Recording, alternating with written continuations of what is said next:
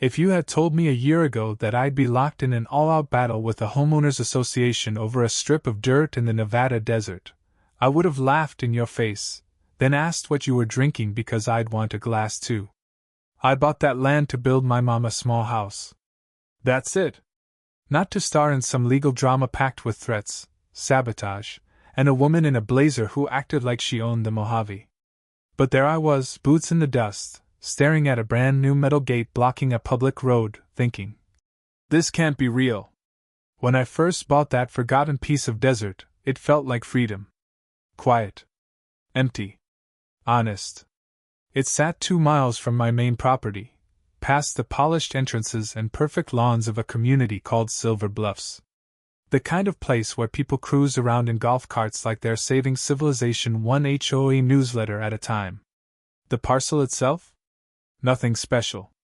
Scrubby mesquite, a half-collapsed barn, and a mountain view so wide it made you feel like the last person alive. The silence out there wasn't just quiet, it settled into your bones. For me, the plan was simple. I've owned a construction company for 20 years. Before that, I did 10 years in the Marines. Rules don't scare me. Permits don't scare me. Inspections, paperwork, I deal with that daily. I'm the guy who actually reads county code. Not because I enjoy it. I don't. But I've learned something. Paperwork is protection. You file correctly. You pay your fees. You follow the rules. And usually, people leave you alone. Usually. I bought the land through a county auction. Clean title. County deed. No liens. No HOA authority. I checked it twice. Actually, more like 4 times. I've built homes inside HOA neighborhoods before, and I've seen what happens when someone with a clipboard decides they're in charge. Grown adults suddenly act like they're in high school again, worried about getting written up for leaving a trash can out too long. But this land? It wasn't inside their borders. That was the whole reason I bought it.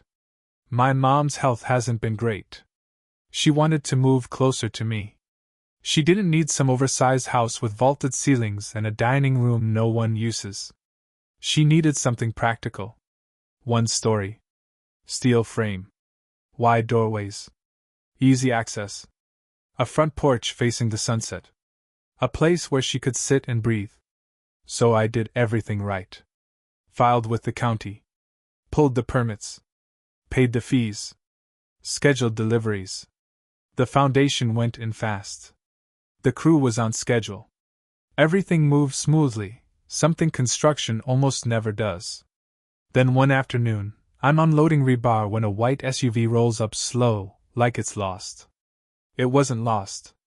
A woman steps out wearing a gray blazer and the kind of expression that says she's already disappointed in you.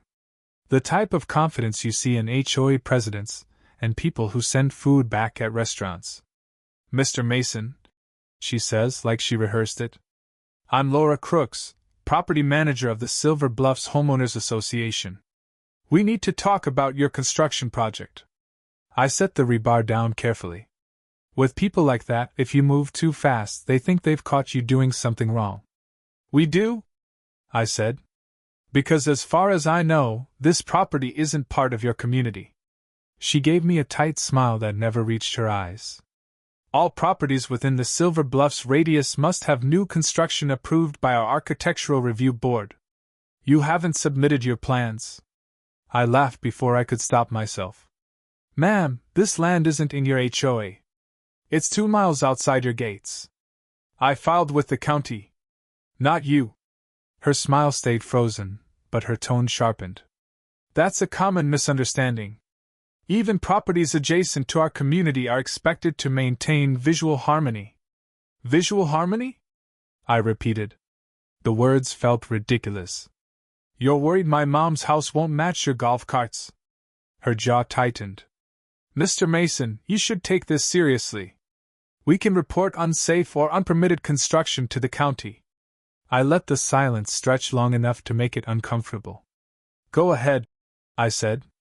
Everything here is permitted, inspected, and documented. Tell your board not to waste their time. She walked back to her SUV and said, We'll see about that. I shrugged it off. HOA people love to posture. But the next morning, a county building safety truck pulled up. The inspector stepped out looking uneasy. "Mr. Mason, we received an anonymous complaint about possible zoning violations." Anonymous. Sure. I handed him my folder, permits, site plans, deed, everything. He flipped through it, nodded, and said, "You're good, sir. Sorry to bother you." His truck disappeared in a cloud of dust. And that's when I realized something. This wasn't over. The desert went quiet again, but it didn't feel peaceful anymore. It felt like that moment in a movie when the music suddenly stops, and you know the bad guy isn't finished. 2 days later, my concrete truck never arrived. At first, I figured it was a scheduling issue. "It happens." I called dispatch. "Hunter, our driver couldn't get through," the guy said carefully. "Couldn't get through how?" He hesitated. "He said the road to your site was blocked. There's a gate across it. Big yellow one. Sign says private road. Silver Bluffs residents only." I sat on my tailgate staring at the dirt. This wasn't a complaint anymore. This was interference. Someone had actually blocked a county road, the only access to my site, like they were claiming territory. I drove out there. And there it was. A brand new metal barrier across both lanes. Posts drilled straight into the asphalt. The HOA seal stamped in gold like it was some official government badge. 2 security guards stood beside it in black shirts and mirrored sunglasses, arms crossed like this was some kind of desert checkpoint. I didn't argue. I didn't yell. I parked on the shoulder and recorded everything. Slow sweep of the road. The sign. My GPS showing the official county road number. The guards refusing to answer basic questions. Then I called the sheriff. Deputy Ramirez arrived about 30 minutes later. Big guy. Quiet. I'd met him once after building a wheelchair ramp for a veteran in town. He stepped out, looked at the gate, and said, "What in the hell is this?" I showed him the video. Handed over the parcel map and right-of-way documents. He studied them, then turned to the guards. "You boys have authorization for this." Silence. One of them pretended to make a phone call. Right on cue, a silver Lexus pulled up. Out stepped Laura Crooks. Same blazer. Same perfect hair. Clipboard in hand like she was running an operation. "Deputy," she said calmly, "this is a private security issue. Silver Bluffs maintains this road. We have the right to restrict commercial use." Ramirez looked at her like she just claimed the moon. "Ma'am, this road is registered as county maintained. You don't get to decide who drives on it. And you definitely don't get to block it." Her lips pressed in. "We've petitioned the county for reassignment. We're protecting our community until the matter is resolved." He didn't even blink. "Petition all you want," he said. "Until it's approved and recorded, you're interfering with public infrastructure. That's obstruction." Deputy Ramirez looked straight at me. "You've got your permit?" I handed it to him. He checked it, nodded once, then called for a crew. Within an hour, that shiny yellow gate was ripped out and hauled off the road like scrap metal. Just like that. Laura kept arguing the whole time. She threw out threats about formal complaints, harassment claims, and terms like implied easement authority. Like she had memorized them from some online forum for control freaks. Ramirez didn't entertain any of it. For a brief second, standing there with dust blowing around our boots, I thought, good. That should end it. I was wrong. Because people like Laura don't walk away when they lose. They change tactics. The very next morning, one of my crew members found roofing nails scattered across the driveway entrance. Not random. Not accidental. Placed there. I cleaned them up, installed motion lights, and set up more trail cameras. Infrared. Camouflaged. Silent. If they wanted to play games, fine. I've got 10 years in the Marines and 20 years in construction. Both taught me the same lesson: if you can't stop someone immediately, you document everything. That night at 2:37 a.m., my phone buzzed with a camera alert. I rolled over and opened the live feed. A familiar SUV crept along the edge of my property. No headlights. Moving slow. Circling in the dark. The same vehicle Laura drove. I saved the footage. Logged the time. Backed it up twice. By sunrise, I stopped pretending this was just petty HOA nonsense. They weren't trying to protect visual harmony. They were trying to squeeze me out. And I don't scare easy. A few days later, I was walking the site with my electrician when I heard multiple vehicles rolling in over the gravel. I stepped out front. 2 sheriff's cruisers. Lights on. No sirens. And behind them? That silver Lexus. This time, the deputy who stepped out wasn't Ramirez. His hand hovered near his holster. That told me everything. You Hunter Mason? He asked. That's me. We received a report of illegal construction on HOA-controlled land. You and your workers need to vacate until ownership is verified.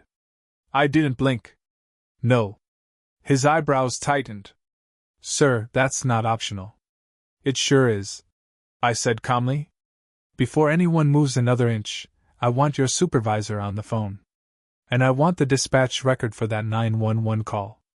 Because what you're doing right now is detaining us based on false information. I didn't raise my voice. Didn't step forward. I just pulled out my folder. Certified deed. Parcel map. Permits. Drone photos showing the buffer zone. Everything. Laura tried to interrupt. I cut her off. Unless you're holding a badge or a court order, you're just trespassing in business attire. One of my workers let out a short laugh. Laura's face went pale for a split second. The female deputy took my paperwork back to the cruiser. Made a few calls. 10 minutes later, she returned. Everything checks out. Parcel is county-controlled and legally owned by Mr. Mason. No HOA jurisdiction. The cruisers left. Laura stayed behind long enough to whisper. You've made a powerful enemy.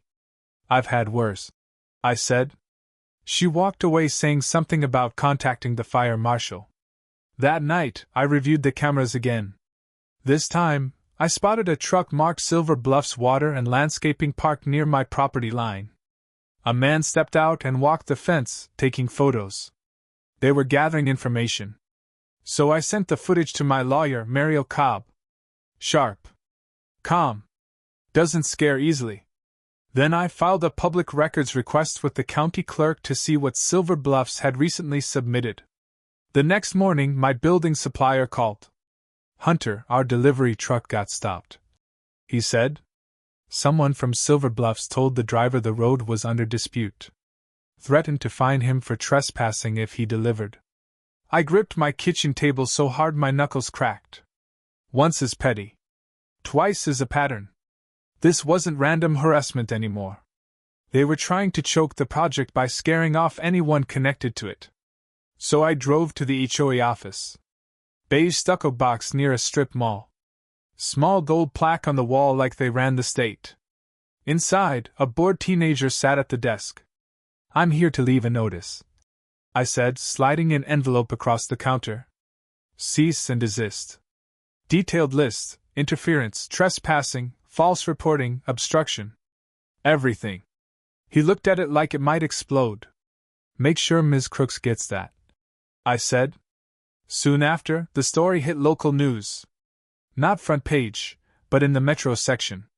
Desert developer claims HOA overreach in construction dispute. Written by Stephen Brooks. Good reporter. The type who can smell corruption before it surfaces. He printed the county map showing my land 2 miles outside Silver Bluffs. Mentioned the gate. The false 911 call. The delivery threats. Even hinted this HOA had done similar things before. That line stuck with me. Then Mariel called me into her Reno office. She played a voicemail from the HOA's legal team. A man's voice. Calm. Almost amused. Tell your client to stop running to the press and finish his little house quietly. Silver Bluffs has a long memory. Mariel paused it. That's not a legal argument, I said. No. she replied. That's a threat. She started drafting a business interference lawsuit. But she wanted more, proof of a pattern. Witnesses. Something solid. Then Stephen called again. You're not going to believe this, he said. After the article ran, former landowners near Silver Bluffs started messaging me. One man claimed he sold his ranch after years of pressure, inspections, fines, threats. That's when it clicked. This wasn't just Laura on a power trip. This was organized. A retired farmer named Charles Denton reached out after reading the article. Said he wanted to talk. We met at a highway diner. Smelled like old coffee and fryer grease. Cracked vinyl booths. The kind of place where the clock feels slow. Charles shook my hand with a grip worn down by real work. 8 years ago, he said, they tried to absorb my land into their HOA. Brought in forged survey lines. Altered property maps. When he refused, things escalated. His barn was suddenly labeled a fire hazard. Then came noise complaints. Then letters from a compliance board that, according to county records, didn't even exist. They wore me down, he said quietly. I sold cheap. Just wanted peace. I pulled up a photo of Laura Crooks from the HOA website and slid the phone across the table. His jaw tightened immediately. That's her. I recognized those eyes immediately. Finally, Mariel had the pattern we needed. Then another woman, Teresa Knight, stepped forward, carrying a folder full of forged letters and nighttime photos, including a shot of the same SUV we had on camera. The biggest revelation came at Charles's house during a small meeting with other victims. 5, 6 people in the room, all telling the same story: fake notices, pressure, harassment. Then came the lowball rescue offer from a company called Westgard Holdings. Stephen froze. I know them, he said. They've been buying distressed land across the county for years. He pulled up a photo from a ribbon-cutting ceremony. Front and center, a smiling HOA board member. Laura Crooks holding the scissors. And beside her, grinning like a predator, the CEO of Westgard Holdings. In that moment, it all clicked. This wasn't about visual harmony. It wasn't about property values. It was a land grab. Laura acted like the bully. Westgard acted like the buyer lurking in the shadows. Squeeze people until they sell cheap, then snap up the property. Extortion with a brochure. Mariel filed an amended lawsuit naming both the HOA and Westgard as co-defendants: civil conspiracy, fraud, abuse of process. Stephen ran the story on the front page, exposing their operation publicly. Soon, the county prosecutor got involved. Subpoenas flew. HOA meetings turned into ghost towns. Laura suddenly fell ill and skipped board meetings. Funny how illness strikes when accountability shows up. But I didn't stop building. My mom's house wasn't a pawn. It was the point. Sure enough, they tried one last stunt. Fire marshal and health department inspection orders, based on community referrals. Both inspectors arrived, reviewed my permits, grunted, rolled their eyes, and left in 15 minutes. Then came my counterattack. Charles had secured access to a storage unit from a former Silver Bluffs board member, a person who resigned years ago but kept backups of internal HOA emails on a thumb drive. Over 100 threads between Laura and Westgard representatives. And there it was in black and white: perimeter influence policies, soft pressure outside HOA borders, draft letters to officials, and the line that made my stomach drop. If we can get him to abandon the build, we can write it off as blight and file a community reclamation request. Laura wasn't just trying to intimidate me. She was plotting to steal my land. We handed everything over to the prosecutor. After that, it was like watching a dam break. One morning, Stephen called, voice buzzing. Turn on Channel 6. Live footage, news vans outside Silver Bluffs Community Center. Headline: HOA president arrested in corruption sting. Not just Laura. 2 other board members in handcuffs. One tried to run and got tackled on the lawn like a low-budget action scene. The prosecutor indicted them on multiple charges: wire fraud, falsifying complaints, abuse of power, conspiracy to obstruct lawful development. The judge denied Laura bail for risk of further obstruction. I laughed. Not proud. Okay, maybe a little proud. That same day, I drove to the site, stood on the slab that would be my mom's living room, and for the first time in weeks, I just breathed. The desert was quiet again. Real quiet. Not the stalking you in the night kind. The gate? Gone. Not by me with bolt cutters, but by a county demolition crew with a court order stamped with enough signatures to feel almost holy. Hydraulic cutters sliced through welded joints like paper. When it reached civil court, Mario laid out the evidence like armor: maps, footage, permits, IP logs tracing complaints back to HOA Wi-Fi, and the clincher, Laura's emails. The judge didn't hide her disgust. The abandoned build line was ignored. The HOA tried claiming Laura acted alone, but the payments to Westgard were board approved, and the anonymous complaints traced to HOA devices. The courtroom went silent, the kind of silence when everyone knows the game is over. Verdict: HOA liable for interference, defamation, trespass, obstruction, malicious abuse of reporting systems. Damage awarded, $185,000. They were ordered to dismantle any structures encroaching on non-HOA land, and the county officially recognized my parcel as independent and untouchable. Laura's criminal trial went worse. Communications with private security, surveillance attempts, falsified reports. The jury didn't need long. 6 felony charges stuck. Sentence: 9 years, no parole for 5. I won't lie, I celebrated. Not a party, but I did buy a brand new DeWalt toolkit. My crew grilled steaks on the porch slab like it was a victory parade. 6 months later, the house was finished: modern 2-bedroom, wide windows, wraparound porch. The day my mom saw it, she cried. The quiet kind of crying that hits your chest. She moved in the next day. For the first time in years, she slept through the night. No sirens, no neighbor drama, just desert air and a sunset that didn't answer to anyone.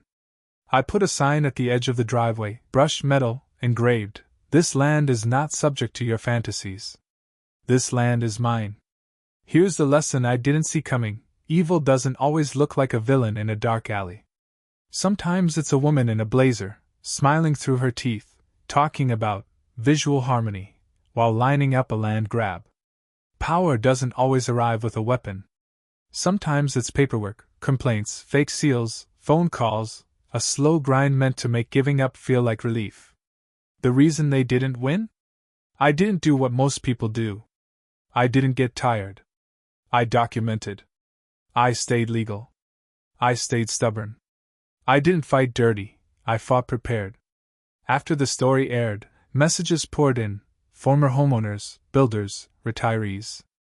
One man arrived with a binder, telling me he lost his cabin years ago to HOA coercion. I gave him Mariel's card and told him he wasn't alone. A month later, a class action suit was filed, using my case as the foundation. I wasn't just building my mom a house. I was exposing a machine. Here's the tough question I want to leave you with. When someone abuses power, and you finally take them down through the courts, is that justice, or just karma in a suit? Where's the line between defending yourself and enjoying the fight a little too much? Drop your thoughts in the comments. Was I right to go all in, or should I have walked away to save my sanity? And if you've ever dealt with an HOA, a corrupt official, or anyone trying to bully you with rules, tell your story. Someone reading it needs to know they're not crazy.